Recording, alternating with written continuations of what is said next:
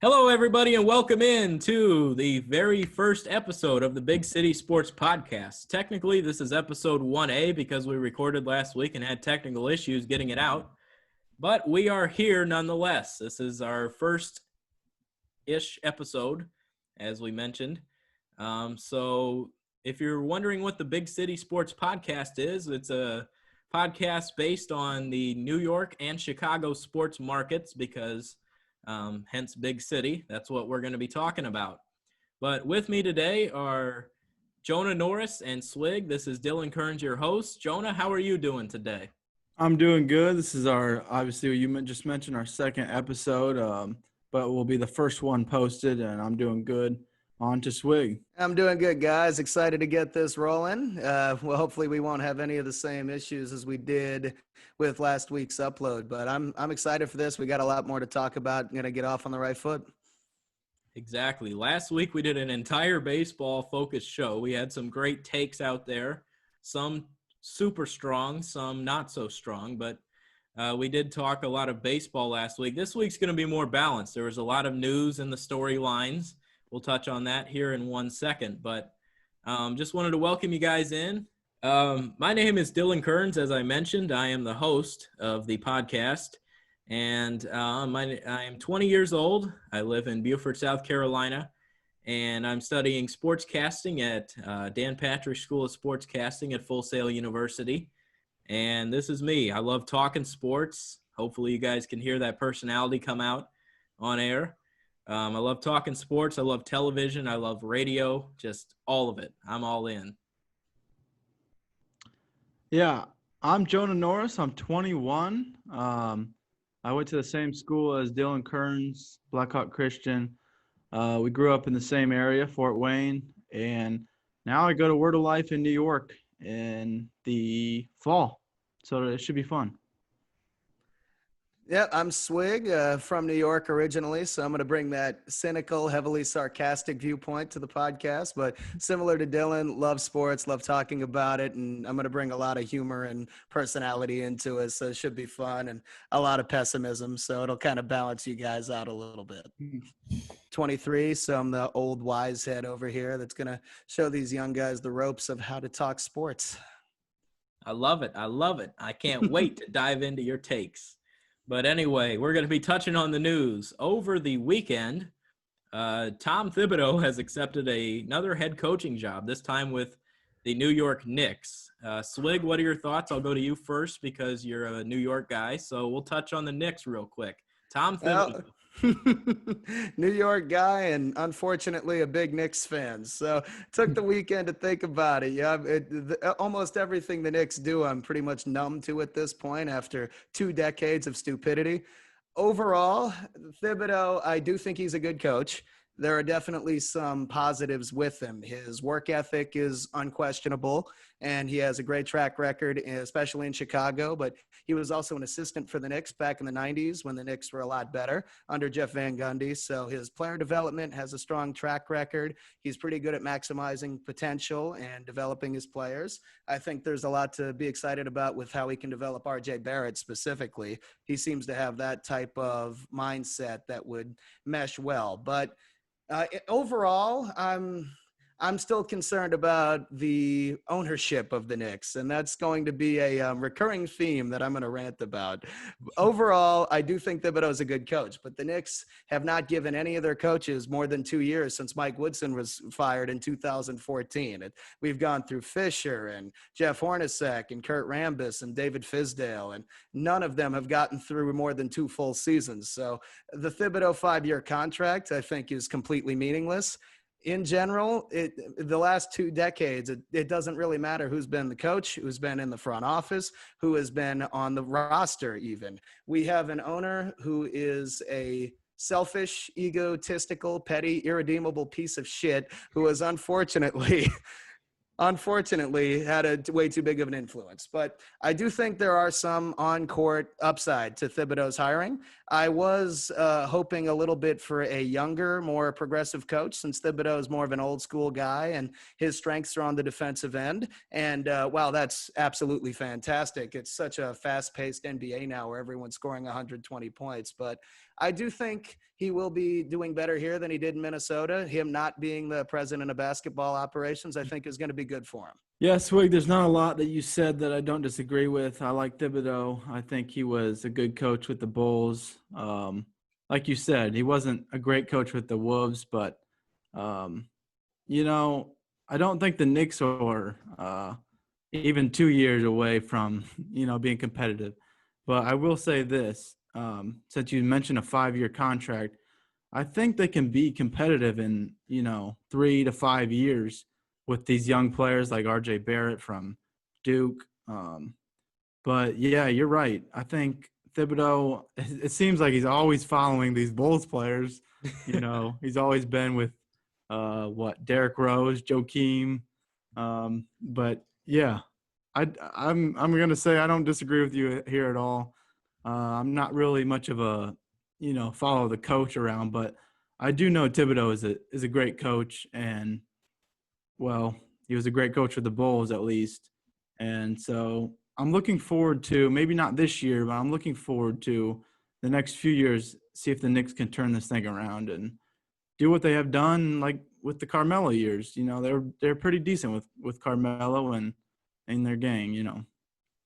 Yeah, Carmelo, a big name with Swig. He's a Syracuse fan. He watched him in college and in the NBA. But you guys really hit the nail on the head on Thibodeau.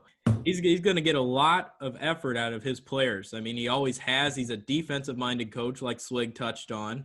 And if you go back on his track record, I mean, the only good thing about this, or not really the only good thing, but a good thing about this is he doesn't have another Jimmy Butler on the team where he can run him out of town like he did in Chicago and in Minnesota.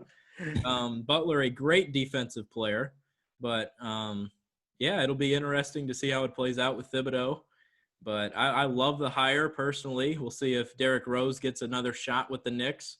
We'll see if C.J. Watson comes out of retirement or Nate Robinson, and they'll just try to get that 2011 Bulls team together like they did on the T-Bowls back in a few years ago.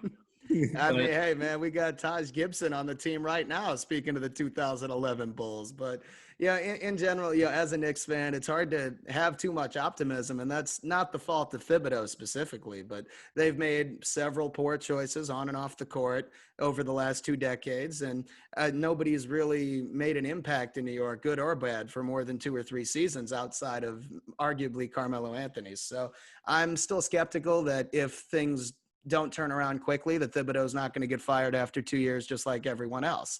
The Knicks have to prove me wrong on that. I have some optimism for him. I definitely think he has some good aspects as a coach, and he might bring the right intensity and focus, but there's always the looming threat of the impatient ownership, let's say, at the top, threatening to blow up all of it at the drop of a hat. So we'll see what happens. We do have some good young players. I love Mitchell Robinson, and I think that Thibodeau can get even more out of him considering how good he is defensively. But there is a lot of, let's say, a lot of obstacles both on and off the court that Thibodeau is going to have to overcome to be successful. 100%. And another news note we want to touch on is the Jamal Adams trade. It shocked the Twitter world. I was actually on my way to work when I got the notification, and I was like, wow. I mean, that's 2 times in a row. A big star always gets what they want and what they acquired for. So you saw it with Jalen Ramsey with the Jags. I mean, he basically faked a back injury and said, I'm not playing football for that team. That team's terrible. I'm not going to go out there and play for them. So, I mean, he got what he wanted. He went to the Rams. Obviously, it didn't really work out for them. Similar draft pick compensation with the trade of Jamal Adams. And although it's very disappointing for Jets fans, I mean, they get a good return. And honestly, the guy didn't want to be there. Right about the shocking news. I think we all knew that he would be traded. He obviously made it clear that he wanted to be traded. We didn't know that he would go to a team that is has always had a good defense, has always had a solid team. a team that if they add Jamal Adams, they'll be even greater, like a Super Bowl competitor. Um, I'm interested what Swig thinks. I think the Seahawks, in addition to Jamal Adams, have as likely a chance to make it and, play a team like the Chiefs or Ravens as anybody else. I like them as NFC favorites. Swig? Yeah, no, it's definitely an interesting trade from the Seahawks perspective. Knowing them, they have a history of not using their first round picks wisely is the polite way to put it. So them giving up 2 first rounders might harm them less than another team. But I got to say, from the Jets perspective, well, I'm not a Jets fan myself. I know plenty of them, and almost all of them that are above the age of, say, 30 were getting really sick of Adams' attitude. I personally think that is overblown a little bit. I care more about how productive he is on the field unless he's actively hurting people off of it. But the Jets, all things considered, got a fantastic return for Jamal Adams. They didn't have a ton of leverage in the trade negotiations, knowing that he was going to leave as a free agent, but they were blown away by a huge offer from a team that is really, really going for it. The Jets didn't want to trade their best player. I think he is their best player, hands down. But, being backed into a corner and not having any leverage, still getting 2 first-round picks out of it is a steal, I'd say. And it'll be a huge boost to the Jets, who really do need to stockpile some more draft capital. The Seahawks, Jonah, like you touched on, are one of the contenders in the NFC. There aren't too many rosters in that conference that you can say unequivocally are better. I'd say the 49ers and the Saints. And, you can make arguments for the Packers or the Vikings or the Buccaneers, but overall, I get what the Seahawks are thinking. At the same time, Dylan touched on, similar to Jalen Ramsey getting the 2 first-round picks, he's the 4th player to get that return. The other 3 were Khalil Mack, Ramsey, and Laramie Tunsil. The thing is, all 3 of them play more premium positions, I would say. I don't think safety is quite as valuable as those other spots. And as great as Adams is, I don't think he will have the same impact on a defense that Ramsey or especially Khalil Mack is going to have. That's a great point. Another note that we have to touch on in the news segment, we won't touch on it long, but Aldrick Rosas has been cut by the Giants. He's had some off-the-field issues similar to their former kicker, Josh Brown. But we want to get to the first weekend of baseball. So what are your guys' takeaways so far? I know that I was surprised to see some of the results. All 4 of the teams we cover, the White Sox, Yankees, Cubs, and Mets, all got blown out in one of the games this weekend. So it's interesting to see how the season will play out. The Cubs bullpen is atrocious. Chris Bryant played great defense at third base yesterday, made some great plays. Gleyber Torres was a hero for the Yankees yesterday, and the Mets got destroyed on Sunday Night Baseball. And it was a terrible telecast with – I can't mention that. I can't mention that. If they freaking watch this video, I'm screwed. But by the way, go ahead, Swig, first. You can go first. Yeah, you go first. We went way too long on the news. We went 15 minutes. But anyway, Swig, cut that first part. I was talking the Mets on national television. That is not a good look for the Mets. The Rick Porcello contract, they hope that he could come in and eat innings, and he ate 2 of them, and that was not good. Nah, he didn't really eat innings. He ate shit, but I was completely fine with that from a biased Yankee fan perspective here. I enjoyed every second of Sunday night, but overall, yeah, I thought the baseball games themselves had a decent feel, especially in the first 9 innings. It was relatively close, all things considered, to what you see in a normal season.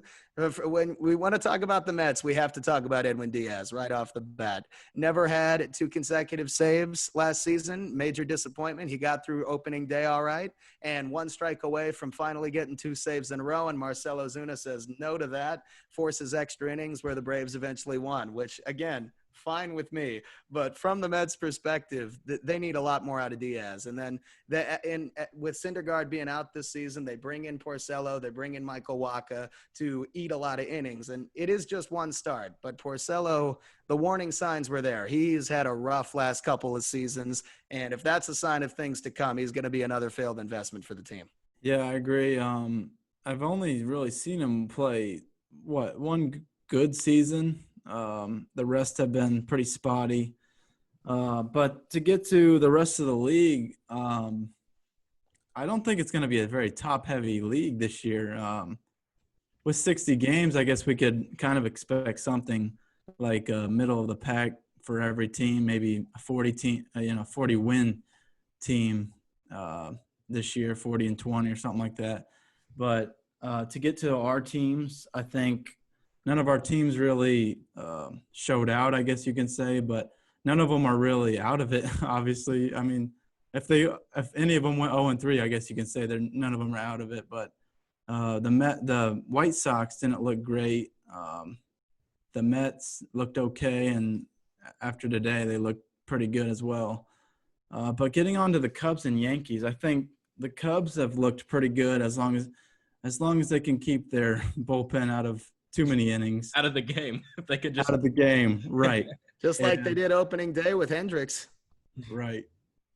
That was like a Maddox type game, wasn't it? And to the Yankees, I'd say what we expected. They're a pretty solid team. Their depth is very good. Their pitching's awesome. And I think we can expect more wins down the stretch and more comeback wins too. They're never out of a game. They've got the offense to spark the team, and they've got the pitching to keep them if they have a lead, if they, to keep them in games and to win and save them. Yeah. All four of our teams can hit the tar out of the ball. I mean, you look up and down the lineup. The Mets' problems this year isn't in their lineup department. I mean, they can actually hit this year. And honestly, in a year, probably next year when they get DeGrom, Syndergaard, I don't know if Stroman's contract's up. I'm pretty sure it is. I believe it's a contract year for him. Yeah, but Stroman's out right now with a calf strain. If they can get pitching next year, which hasn't been a problem in years prior to go with that lineup, they could honestly be a World Series contender. But the White Sox yesterday on Sunday, we are recording this episode on Monday. On Sunday, you see the former Cubs farmhand Eloy Jimenez. They've always questioned about if he can play defense. Well, he ate wall yesterday. You're supposed to stop when you see the warning tracks, when you feel the warning tracks, but Eloy just kept on running and just crashed into the wall like a linebacker. So it wasn't a good look for him. But first weekend of baseball was entertaining, to say the least. Extra runner on second base to start the extra innings. That was something to definitely dive into. We saw Joe Madden, former Cubs manager, outmanage himself again by going to the 5-man infield, doing bullpen changes, pulling his starter after less than 70 pitches, with giving up 2 hits in the 4th inning. And that's something similar to what he's been doing with the Cubs. I mean, guys like Steve Cishek has gotten into 78 games in 2 straight years, and that's not good. I mean, his arm's going to fall off. I wouldn't be surprised if they get down the stretch for the Sox this year and his arm falls off, because Madden used him so much. So it was nice to see David Ross just ride out his starter 9 innings. I want him to go full Dusty Baker, just start guys, give them the innings, and just grind through, because that bullpen made me sick this weekend. Tell us how you really feel about the Cubs bullpen there, Dylan. Overall, I agree with you. The strength of the Cubs pitching staff is definitely their starting rotation compared to the bullpen. And Tyler Chatwood had a pretty solid first appearance of 2020. You got to admit, he at least exceeded expectations a little bit. Jonah, I do want to touch on what you said. Like you said, with the Yankee offense never being out of a game, I agree. You never know when they can get hot. And for the first 6 innings of Sunday's game, they looked absolutely lifeless. They did a really nice job after that. 2 quick home runs in the 7th with Torres and Voit. And Torres, well, his defense, I still think, is a bit of a concern at shortstop. He had 3 of our 5 hits, including the go-ahead, what ended up being the game-winning runs. So overall, I'd say encouraging weekend for the Yankees. And the Cubs took 2 out of 3 as well. The White Sox, we did touch on Reynaldo Lopez, who also got injured in Sunday's game, being a weak link in that rotation, and he lived up to that in his brief appearance. But overall, I'd say more good than bad over the weekend for especially the Yankees and the Cubs. You want to touch on what got you so pissed off right there? Bases loaded, 1 away in the Cubs game, 8-6. Kimbrel can't find the zone, and they're about to lose to the Reds. They won't lose. I mean, it's They close. Why is Kimbrel still in the game? That's the real question. Why is Kimbrel still in the ball game? Yeah, Swig, I'd have to agree with mainly everything you said. I want to get back to what Dylan said about Madden. That was funny. I was joking with some of my fellow friends about how Your fellow Madden fellas. how Madden would have pulled Hendricks in the 7th inning, in a game that he's rolling. But that Angels Athletics game, man, there's nothing that was that first opening day was awesome, and it ended with something awesome. A grand slam to end it in extras. I mean, obviously the Athletics won by a max you could win by as a home team for a grand slam, no doubter. But Dylan, what are your thoughts on let's say Mets, Cubs, Yankees, and White Sox? Their 4 wins and losses. Okay. And if you guys were able to watch our last video, we filmed it when there were 10 teams making the playoffs, and I picked the White Sox to actually make it in a 10-team format. And I'm not going to eat my words. I do still think that they will make the playoffs, especially with the 16. But the White Sox scared me yesterday. They really tried to bring in guys that could help fill roles in their rotation. Gio Gonzalez looked terrible. Reynaldo Lopez is now on the shelf with a shoulder. He said the more he threw, the worse it got, so that's not good. Kopech's already out this season. Giolito looked terrible on opening day.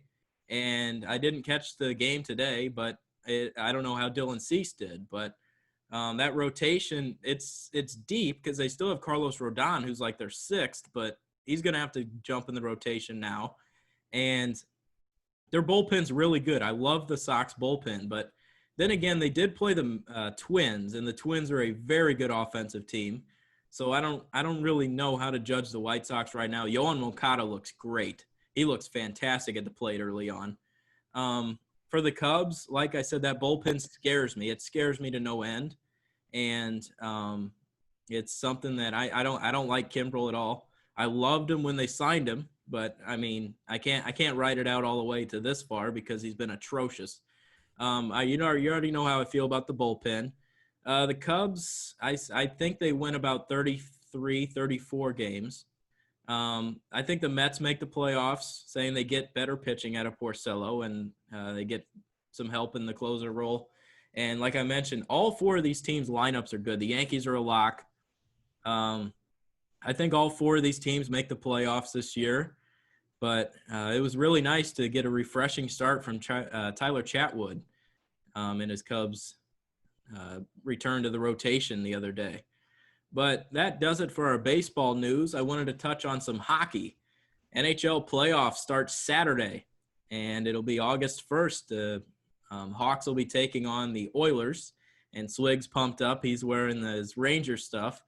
Swig, what are your thoughts of the NHL, the Canadian bubble, the playoffs, all the hoopla? What's up? I can't wait for it, man. Hockey is my favorite sport.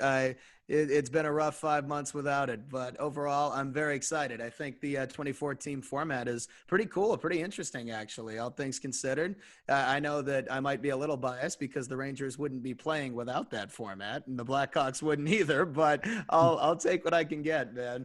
Overall, I do like the bubble concept. We got some encouraging news earlier today where out of a couple thousand tests, there wasn't a single positive in the last week of data, which is absolutely great to see, especially the day before exhibition games start.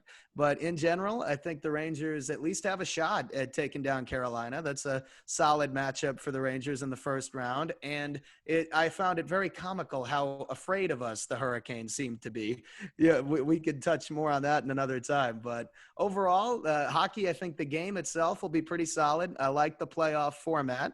I think the biggest storylines for the Rangers and Blackhawks are going to be Capo and Kirby Dach. I think they're the biggest X factors. They're in the rookie season, 2nd and 3rd picks in the draft, and they are the most likely players to have a huge improvement out of nowhere after a few months off due to their youth.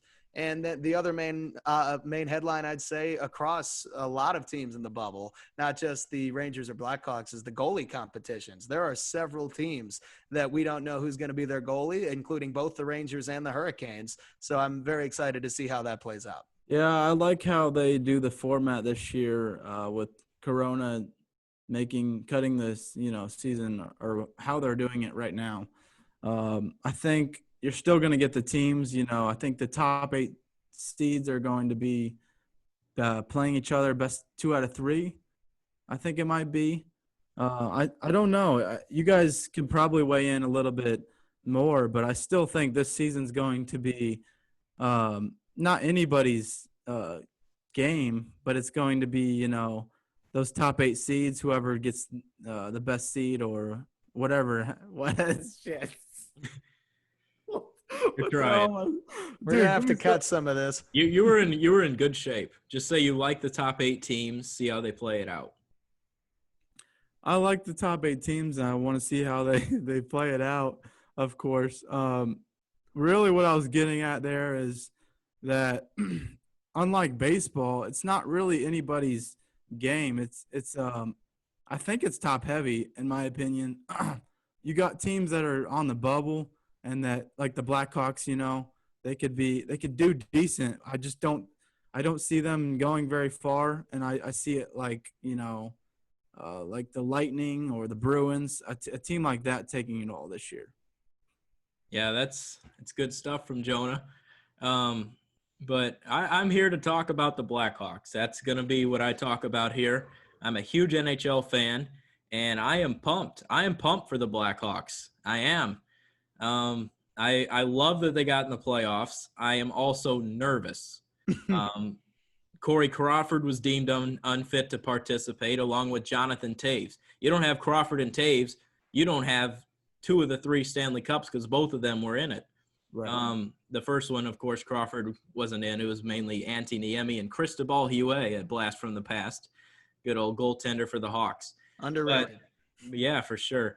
I think it's a brand new season. You go in now, it's a brand new season. There's guys – which Alex DeBrincat are we getting? Are we getting the 40-goal scorer, or are we getting the guy that can only score his points on the power play like we had early on in this season? I mean, you look at a guy like Patrick Laine. He had a fantastic year a few years ago, and now he had a bad year last year, and then now he's good. But, I mean, which Laine are you getting? Right. So hockey's a sport where if you're not putting in the work, you're gonna lose. There's a lot of luck involved. You got to get in front of the net to score goals. You need to it comes down to your personality as a player. Like, are you going to go out there and score? Because if not, then it could really hurt you this year. And Pasternak for the Bruins hasn't really done anything in his playoff career. If you go back and look at his numbers, he's kind of fallen short in the big game. And in a season like this, that could really hurt the Bruins because they're rolling right into the playoff format. I'm wearing my Alex DeBrincat Hawks shirt. I think he's going to be doing well. And Slig, I want to go to you thinking about the Hart finalists or the Calder finalists, because we have some rookies there. Cole Makar, the defenseman for Colorado, is really nice, but I am pumped about this guy right here, Dominic Kubalik. How about him being in the finalists? Kubalik's had an outstanding year, man. I don't disagree with any of the nominees, but I do think Adam Fox was snubbed a little bit. He absolutely deserves that same consideration. He was not the best rookie defenseman in the NHL, but he was just up there with Cale Makar and with Quinn Hughes. He definitely deserved the consideration. But overall, I think the NHL trophy nominees were a little interesting, top to bottom. The one that I thought was the strangest was where Connor McDavid was nominated for the Perseverance Trophy. I apologize, forget the name of that one, but he got nominated for that instead of a Stephen Johns, who battled the 2+ years of dark rooms and post-concussion syndrome, or Bobby Ryan, who came back from alcoholism in the middle of the season. I'm not here to take away anything from McDavid, but I just think there were better stories in terms of what players had to overcome. And but overall, I do want to talk about Panarin, which is the jersey I'm wearing, being nominated for the Hart Trophy, league MVP. Very excited about that. Very happy for him. He has exceeded all possible expectations in his first year on Broadway. So I'm very excited to see what he does in the playoffs once they get started up. Yeah, Panarin. Yeah, you guys mentioned your jerseys. I'm actually wearing Cubs. Oh wait, that's the wrong sport, isn't it? Yeah, I've got nothing on hockey. All right. All right. Yeah, really quick. Yeah, you mentioned which DeBrincat you're going to get for the Blackhawks, Dylan. I think you can ask a very similar question. Which Zibanejad are you going to get for the Rangers? He was very, very good at the beginning of the season, no doubt. Missed about, I think, 12 games in November and December. And then the last month or so before the pause, you can make the argument he was the best player in the NHL. He was going absolutely out of his mind. And it wasn't just the 5-goal game about a week before the pause. He, I want to say, scored 23 goals in his last 22 games before, which is a quarter of a season. And the chemistry he was developing with Kreider and Buchnevich was off the charts. And one of the benefits for the Rangers with this pause is Kreider, who broke his foot shortly before the season was paused. He'll be ready to go. So the Rangers are pretty healthy, and the Blackhawks' chances are enhanced by Seabrook not playing, which we found out today. So, overall though, like you said, I do agree that the season is basically starting fresh, and all of this is completely up in the air.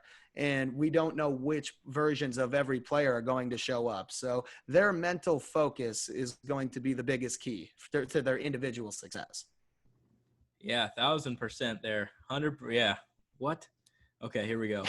I will say this, Swig and Dylan, that the commissioner, along with Adam Silver, have got it right. I think baseball is the only sport right now that could finish early or cancel. I think hockey and NBA they have something right in that they'll finish the season because Corona is not really going to be much of a problem for them because they have a little bubble going on. And Dylan spoke to me earlier today and said basically that NHL and NBA have some inside information, and they have better testing overall. And I think if we're going to see a sport that cuts early, it's going to be baseball. Yeah, I agree there. Rob Manfred is clueless. But one of the good things from a sports perspective, I don't know if this is for players' health or any of that, Manfred's a money guy. You look at him, he's more business than he is baseball. And if he's making money right now by playing these games, he's going to want to keep doing it. So, I mean, it's good for baseball. It's terrible for player safety, terrible for everything involved. But I mean, he's a guy he's a businessman at heart. He's not a baseball guy. Gary Bettman has gotten a bad rap over the years. I think he's really improved as a commissioner. And going back to Swig's point about Brent Seabrook not making the Hawks roster, I am thrilled because he's had so many blowouts at the blue lines over the last few years. I mean, I'd take a kid from Cubs win. Let's go. Cubs win. Holy cow. Dude, he had him loaded. Talk a little bit about that. Well, I mean, it's Monday. It's going to be put out on Wednesday. True. Okay. Go ahead. Okay, but that was huge. Bases loaded, 1 out, and they freaking held on. Kimbrel blows. Anyway, cut this, David. I hope you don't think that this is real talk. Go back to my point on Seabrook's blowouts. Here we go. 3, 2, 7. Okay. So, yeah, Seabrook, that's huge for him not to be on the roster. And another note, you get guys like Calvin DeHaan healthy. He had a shoulder injury and really started to turn into his own as a Hawks player that they signed in the offseason or traded for him for Carolina. And he actually had some bad words to say about Carolina after being traded. But I'm super excited to see DeHaan back on the ice for the Hawks. I think guys like Boquist and Doc need to step up, the young guys in a shortened little playoff sprint like this. But the goaltending is a huge question for me because they traded Robin Lehner. Corey Crawford, as I mentioned, was unfit to play. Head coach Jeremy Colleton hasn't come out and said exactly who the starting netminder is going to be, especially because they have a scrimmage coming up and then they have the game on Saturday. So the backup goalie is Malcolm Subban, who has had a terrible NHL career, the brother of PK Subban, the defenseman. And outside of that, they got Colin Delia, who stepped up and made some saves last year for the Hawks when Cam Ward was unavailable. But Colin Delia I like, but I don't like him starting against the Oilers in the playoffs. Now, the goaltending is a huge question around the league. I know we touched on that a little bit. You mentioned Lanner as part of that discussion. Him and Fleury is one of the other battles for Vegas. But yeah, and with the Rangers, are we going to let Lundqvist start as a ceremonial gesture? Are we going to go with Igor? Or we still have Georgiev back there. So the Rangers have the three goalie dilemma. Now, you mentioned Seabrook not being there. I call that addition by subtraction right there. The Blackhawks will improve with him off the ice. Unfortunately, the Rangers can't do the same thing quite yet with Mark Stahl, who I'm not a fan of, if that hasn't been clear so far.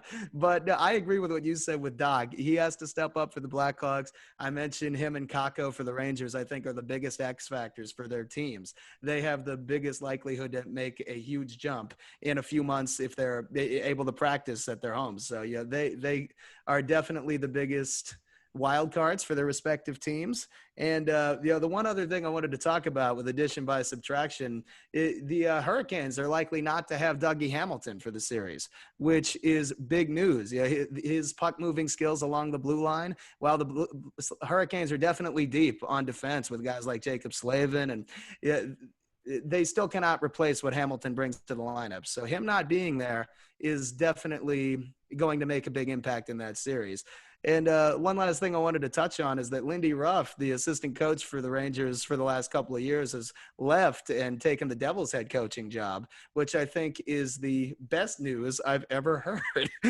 Lindy Ruff's a great guy, and he seemed to have the respect of his players, but all of the metrics have shown the Rangers as one of the worst defensive teams in hockey of the last couple of years. And while some of it is the personnel with some flawed players like Mark Stahl and Brendan Smith, you see guys like Neil Pionk immediately improve when they get traded to Winnipeg. And it definitely leads me to believe that some of it is on the coaching. And I think in the playoffs, we're going to find out just how big of a problem Lindy Ruff was for the Rangers defense. Yeah, I understand. Like when you said subtraction by what you say? Shit. Addition by subtraction.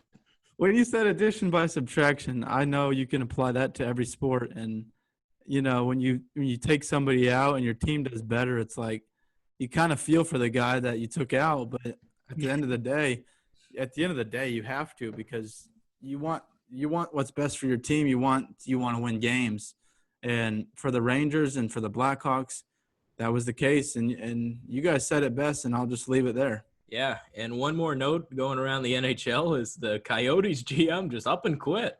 He's like, I can't take enough of this. I got a great roster. I finally built this thing up, and I'm out. He just dipped out. It was the most confusing thing I ever heard of. We'll go to Jonah first on this, but man, I mean, he was a great trading partner with Stan Bowman. You look back at their trades, Vinny Heinestroza. It was another one was Marian Hosa's contract. The Nick Schmaltz for Dylan Strome trade, and then of course the big blow, which was a terrible move by Bowman, but he had to at the time because of contract restrictions, was trading Nicholas Hjalmarsson and getting Connor Murphy in return, and he's okay, but he's not Nicholas Hjalmarsson. Yeah, Hjalmarsson winning 3 cups with the Blackhawks. I think he's definitely proven himself that he can be a winner, not only like Stanley Cup, but he can win with the team, and he can be a factor. I'm curious of what Swig thinks with this. Obviously, he's not a Blackhawks fan, but he can weigh in, and he's a big hockey fan. I could talk hockey all day. No, my original thought with John Shaika, the Coyotes GM, randomly quitting was, wow, that is really weird. And I still think that. But, the guy's only 30. I don't want to pass judgment too quickly. I hope everything is okay with him. Earlier this season, we had the Stars coach, Jim Montgomery, resign out of nowhere. And it turns out he was dealing with some alcohol abuse. So, I think it's a good thing for him that he was able to step away and get some help. So if it is a situation like that, I hope everything's okay with Shaika. But the timing is undeniably very strange and inconvenient for the team. And it's definitely something that could throw a wrench in the morale of the locker room. So I hope that the team leaders in Arizona, especially a guy like Taylor Hall, can step up and get the team focused back on hockey rather than the distraction from the front office. But it will not be easy with the timing within a week before the playoffs start. I agree with you there. It was so weird to see that happen. I mean, you usually would ride it out at least through the end of the season. Maybe you can wear a ring on your finger when it's all said and done, especially in a shortened thing like this. But that was really strange. But we did want to touch on some NFL before we get off here. The NFL preseason has been postponed, and the training camp has started, sort of, with the rookie camp. And there's been a lot of positive tests so far with the rookies, and that's something that came out today. There's a lot of players testing positive, and the NFL, I mean, you're hitting each other every play. I mean, you're touching them, and it's going to be really interesting to see how it works in the NFL. Jonah, what do you think about that? Yeah, I think obviously you can't play a sport like that and social distance yourself, especially during the game. But we talked about how Corona has an effect on each sport, and baseball being probably the most impactful. Maybe the second most impactful is going to be football, and I really don't know if there's going to be a NFL season. It seems like the players, not to say they're babying it, but they're not gonna, lie down and just play the season and, have their families get Corona, or, maybe even their grandparents, or if that's the case. I think that the NFL needs to, and Goodell as well, needs to enforce some more rules. Maybe not, like I said earlier, during the game, you can't really social distance them, but after the game, maybe cutting, like he did. He cut out jersey swaps. You saw some displeasure from some of the players on that, and really, I'd like to see what Swig has to say about the whole Corona and NFL. Actually, I wanted to touch on real quick. You mentioned socially distancing. That's something that the Giants offensive line is used to doing when they get a pass rush coming. If there's any player on the Giants who can't socially distance, it's the quarterback from the opposing team's pass rushers. Oh, man. Now, overall, the NFL has the biggest struggle in terms of creating a safe environment for their players, because they have by far the largest rosters of any other sport. Just in the regular season, there's a 53-man roster, and in training camp, it goes as high as 90 players. It's not realistic to have a 90 player and then a couple dozen other staff and training and video personnel. It's just that every single team would have to have well over 100 people in that bubble, and it's even more difficult to create than the NHL and NBA bubbles have been. But at the same time, the NFL was the one major sports league that had the benefit of time on its side when COVID really got started. This was in March. This was after the Super Bowl. Every other league was either in progress or about to start. But the NFL's had almost 5 months now that get a comprehensive plan for COVID testing and safety protocols outlined, and they frankly dropped the ball on that. They just, within the last week, started to get some fine details hammered out, and they could have definitely done that a lot earlier. And it really does show where the NFL's priorities are. I get that they want to get the games played like normal, but that is just not going to happen this year, unfortunately. And they could have done at least more to prepare for this type of situation earlier. They were reactive instead of proactive, and it might put the entire league season in peril. Yeah, Slig, I wanted to touch on the training camp battles early on. I mean, there's no preseason games, so if you look at the team like the Bears, who we cover on Big City Sports Podcast, it's going to be trolls, really. It's going to be Trubisky and Foles, and it's weird because in a Matt Nagy-style offense, Foles has experience, but so does Trubisky. Foles doesn't necessarily have the game experience that Trubisky has under Matt Nagy, but it's going to be interesting to see how that battle plays out. I mean, if you follow Bears Twitter and all their media stuff, they hype up Trubisky's practices, and that's because he's not making great reads. I mean, he's playing a good defense, but it's practice. He's got to get out there, call the plays, be a leader, and I don't think Trubisky has the cojones to be a leader. Yeah, absolutely. Go ahead, man. Absolutely, I'd say. Trubisky, he's had one really good year, and he hasn't been he's been kind of like a Jay Cutler since, if you will. But honestly, Trubisky, he's still a decent year all right, cut that. But he's a decent year away from getting the Bears to even I'll even say the Super Bowl, honestly. Because their defense is so good that even they only ask him to play a decent offensive side of the football. Their run game's okay, but I'm interested in what Swig thinks about. You don't think they're the NFC favorite, obviously, but do you think that with their defense they can pretty much make the Super Bowl or make the playoffs at least every year just because of Mac? No, I would not say that. As great as Khalil Mack is, and as much of as he can revolutionize a defense, you are not going to make the playoffs, or at the very least, you're not going to advance in them without good quarterback play.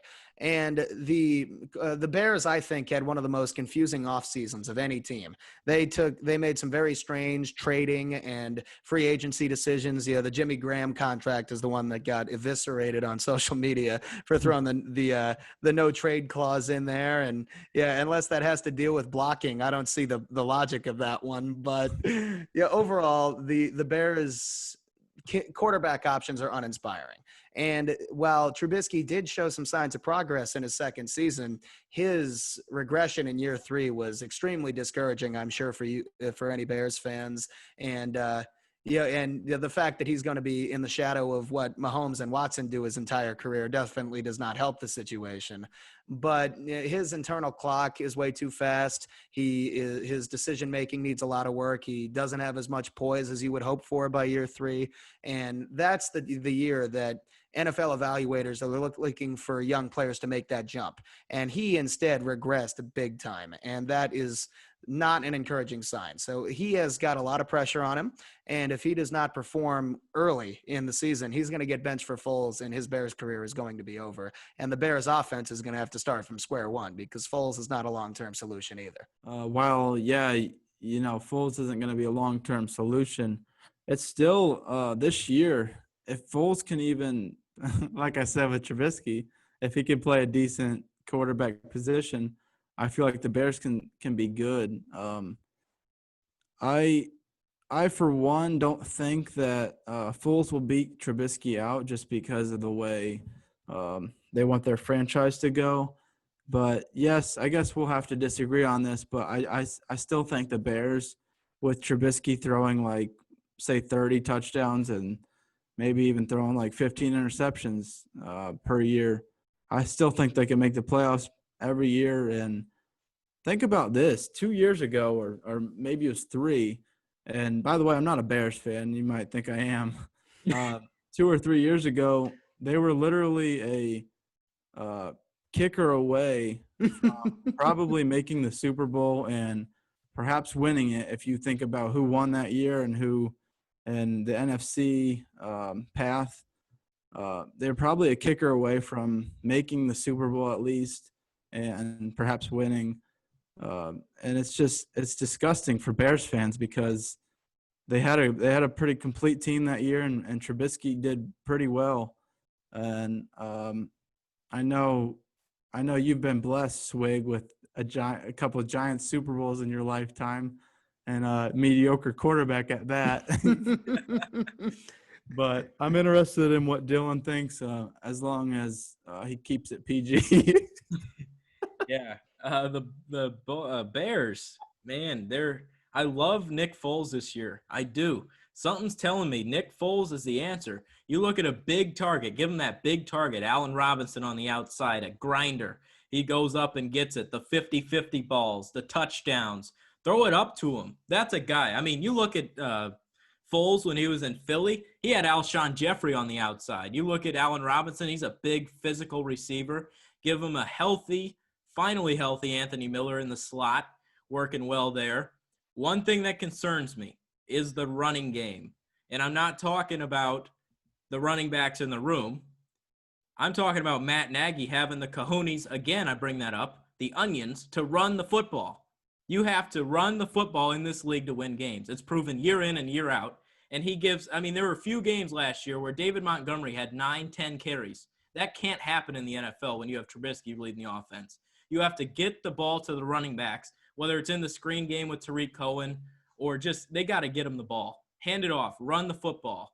The Colts have the slogan, run the ball, and that's exactly what the Bears need to do if they want to have any success. The offensive line was pretty bad last year for the Bears. They had some big names on that offensive line, but they had some pretty bad seasons. But I am excited to see if Foles is the quarterback for the Bears. He likes the tight end. If you go back to his Philly days, we'll see if he uses Jimmy Graham or the second-round pick, who was their first pick this year, Cole Kmet out of Notre Dame, who had a huge game against Georgia with 7 receptions and 100 yards and a touchdown to go along in that one. But not only do the Bears need to run the ball, there's no options in that backfield that can run north-south outside of David Montgomery. I mean, you look out there on the market, you have Devontae Freeman out there, Marshawn Lynch, if he wants to return, or not necessarily, return. He briefly did last year with Seattle, but this time he goes to Chicago, runs in between the tackles. I think Carlos Hyde got a deal with Seattle. He would have been a great fit behind David Montgomery there, but I think they need to sign another physical running back and start to change this offense in a direction that will actually score them points instead of turning the ball over. Yeah, you brought up some very interesting points there. Yeah, I do like the comparison for Foles with Allen Robinson to Alshon Jeffrey with Philadelphia, but I definitely think that prime Alshon Jeffrey and Zach Ertz are better than prime Allen Robinson and rookie Cole Kmet and washed up Jimmy Graham.